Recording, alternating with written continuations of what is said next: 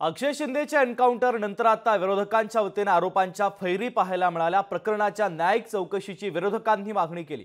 गृहमंत्री देवेंद्र फडणवीसांच्या कार्यपद्धतीवर प्रश्नचिन्ह उपस्थित करण्यात आलं। एन्काउंटर हा संशयास्पद आहे, कुणाला तरी वाचवण्याचा डाव आणि प्रयत्न केला जातोय असं खासदार संजय राऊतांनी म्हटलंय। सुप्रिया सुळे, सतेज पाटील यांच्याकडून घटनेच्या चौकशीची मागणी करण्यात आली आहे।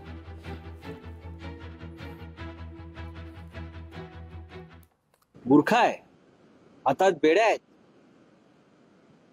24 वर्षाचा तो गुन्हेगार आहे, आरोपी आहे, भयंकर आहे।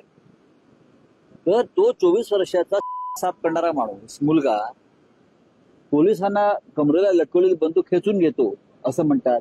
बरं, पिस्तूल लॉक असतं, पिस्तूल लॉक असतं ना। हे सगळा प्रकार संशयास्पद आहे।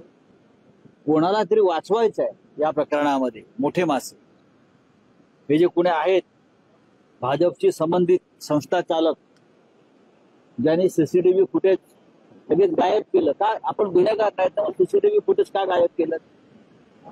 याचं उत्तर द्यावं देवेंद्र फडणवीसांनी। माझी मागणी आणि आमची सगळ्यांचीच मागणी फाशीची होती। त्याला फास्ट ट्रॅक कोर्ट मध्ये घेऊन त्याला चौकात फाशी द्यायला पाहिजे होती, हे माझं मत आहे। की त्याला मृत्यू कसा झालाय, त्यांनी पोलिसाला अटॅक केलं आणि म्हणून पोलिसांनी त्याला मारलं। पोलिसांवर अटॅक करणं एवढी त्याची हिंमत होते की पोलीस चौकीत एवढे पोलीस असताना एखाद्या पोलिसावर एखादा गुन्हेगार अटॅक करतो, त्याच्यावर गोळी चालवतो। मग ही यंत्रणा करते का? हे चिंताजनक आहे। आणि आपल्यासाठी नाही, पोलिसांसाठी। पोलीस पण माणसं आहेत, पोलिसांना पण फॅमिलीज आहेत, कुटुंब आहेत। हे विसरून कसं चालेल आपल्याला? नेमक्या क्राईम सीन व्हिजिटच्या वेळेलाच त्यांचा एन्काउंटर होतो, सेल्फ प्रोटेक्शनचा बनाव केला जातो। तसाच सेल्फ प्रोटेक्शनचा बनाव याही प्रकरणात आहे। जर अक्षय शिंदे इतका हिंस्त्र आहे, एवढा मोठा गुन्हेगार आहे, एवढा मोठा ताकदवर आहे, हे कृपया अधोरेखित करावे की त्याच अक्षय शिंदे बद्दल बोलताना बदलापूर पोलिसांनी तो गतिमंद आहे असं आधी सांगितलेलं आहे।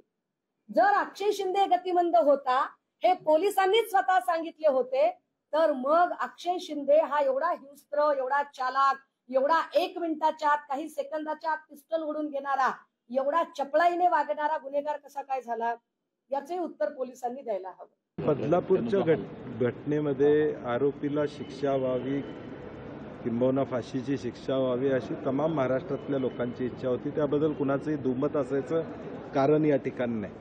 मुख्यमंत्री जे वेगळ्या पद्धतीने बोलतात ते संयुक्तिक नाही, परंतु या सगळ्या मागं आपटेंना वाचवण्यासाठी हा एन्काउंटर होता का अशी शंका निर्माण होते।